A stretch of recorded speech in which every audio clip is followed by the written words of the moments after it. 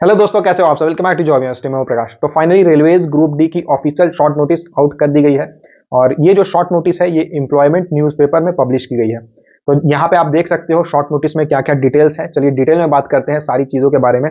Recruitment of various post in level 1 of 7th CPC पे matrix, यानी कि group D की ये वैकेंसी रहने वाली है। और इंपॉर्टेंट डेट्स की अगर बात करें तो देखिए, इसकी जो ऑनलाइन रजिस्ट्रेशन रहने वाली है 23 जनवरी 2025 से स्टार्ट होगी। एंड इसकी क्लोजिंग डेट यानी कि अप्लाई करने की जो लास्ट डेट रहेगी 22 फरवरी 2025 रहेगी, यानी कि पूरा एक महीने का समय आपको मिलेगा। सैलरी की अगर बात करें तो जैसा कि यहाँ पे इन्होंने मेंशन किया हुआ है, इनिशियल पे यानी कि जो बेसिक पे है ये 18,000 रहने वाली है। बेसिक पे के अलावा DNS allowance, house rent allowance और भी कई तरह के अलाउंसेस रेलवेज में आपको मिल जाते हैं। साथ ही साथ रेलवेज की बहुत सारी फैसिलिटीज भी आपको मिलती है। तो इन हैंड सैलरी की बात करें तो इन हैंड सैलरी लगभग 35,000 आपकी रहने वाली है ज्वाइन करने के जस्ट बाद से।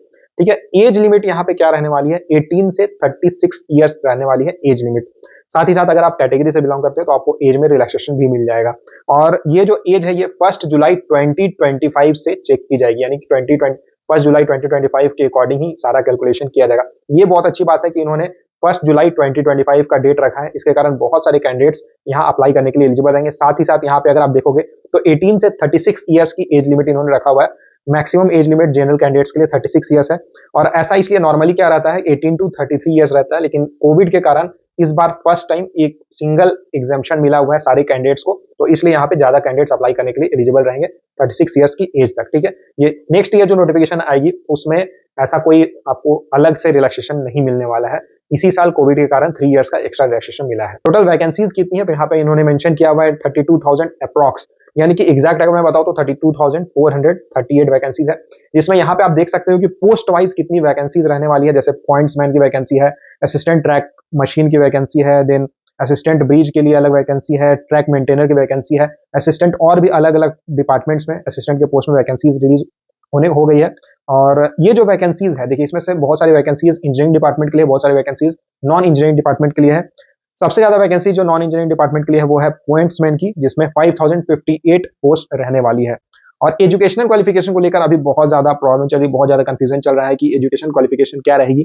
तो देखिए यहाँ पे जैसा कि इन्होंने ऑलरेडी मेंशन कर दिया है कि C annexure A in the detailed CEN यानी सेंट्रलाइज्ड एम्प्लॉयमेंट नोटिफिकेशन जो रिलीज होगी जब इसकी ऑनलाइन रजिस्ट्रेशन स्टार्ट होगी उस दिन डिटेल नोटिफिकेशन आपको देखने को मिलेगी। एंड जो डिटेल नोटिफिकेशन रहेगी उसी में आपको सारी इंफॉर्मेशन मिलेगी कि किस पोस्ट के लिए क्या एजुकेशनल क्वालिफिकेशन वो रखने वाले हैं।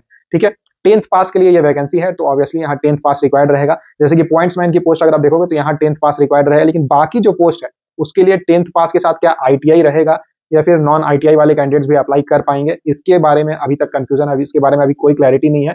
तो जब इसकी ऑफिशियल डिटेल नोटिफिकेशन आती है यानी कि 23 जनवरी 2025 को ही ये सारी चीजें सामने आ पाएगी।